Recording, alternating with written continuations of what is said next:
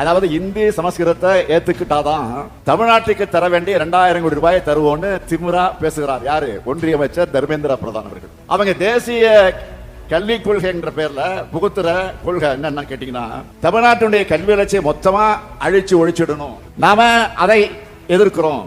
கல்வியை தனியார்மயமாக்குறது, பணக்காரர்களுக்கு மட்டுமே உயர்கல்வியின் நிலையை ஏற்படுத்துறது, கல்வியை மதவாதத்தோட புகுத்துறது, சின்ன பிள்ளைங்களுக்கு கூட பொது தேர்வு, கலை அறிவியல் பொறியியல் படிப்புகளுக்கு நீட் மாதிரி நுழைவுத் தேர்வு, கல்வியில ஒன்றிய அரசோட அதிகார குவிப்புக்கு வழிவகுக்குது.